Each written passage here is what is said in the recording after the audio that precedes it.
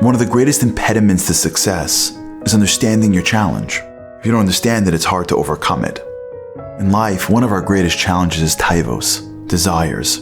You see, we don't really understand what they are, and we think unholy taivos is an indication that we are unholy. And that brings its own level of disgust, of yeyush. But what is taiva? I want to share with you an insight that changed my life from a Rav named Rav Meir Morgenstern in his sefer Biyam Darkecha. But let me give you an example. Years ago, I read about this drug cartel that was evading the authorities. They didn't know how they had so much money. They blocked every bank account. They watched everything about these guys, but somehow they were so wealthy they were able to corner the market in drugs.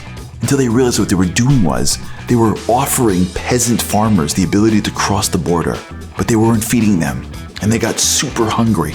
And on the vans, they would pass out these candies that these farmers would take and they would eat. They'd cross the border and they'd all get sick. And they'd bring them to these facilities and heal some died, and send them on their way. And the authorities realized what they were doing was they were taking diamonds and they were congealing a candy shell around it. And these farmers, in their hunger, would consume as many as they could, cross the border and got sick from them, and they extracted these diamonds and took them, and that's how they were able to maintain their activities. Rav Meir Morgenstern says, you want to know what taiva is? Everything in this world is sustained by divine sparks, nitzoitzes, a bit of Hashem, a bit of or, everything. Sometimes you can access the or through positivity called mitzvos, but sometimes Hashem puts the or in a candy shell, in something that is illicit, something that's forbidden. The reason why you want that isn't for the candy, it isn't for the taiva. You want it because your neshama wants that nitzoitz. It wants that spiritual pleasure. And so you're drawn towards that thing. But when your eyes see it, when your heart sees it, it says, I know why I want it for. I want the shell, I want the candy. And for so many people, they go for the shell and eat the shell, getting spiritually sick. But some people get it. They go, what's the Yetzer Hara giving me all these taivas? You know what they do? Look at the shell and go, I'm not going for the shell. And by not going for the shell, you know what they do? They unlock it.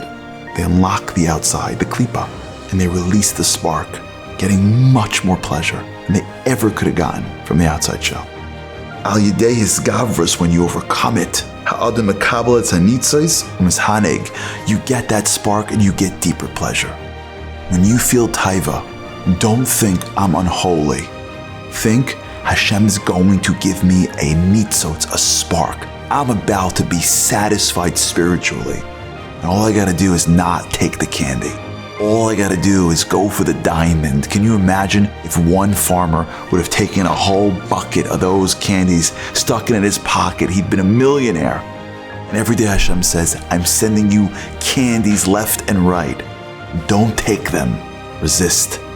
And you will get much more than diamonds.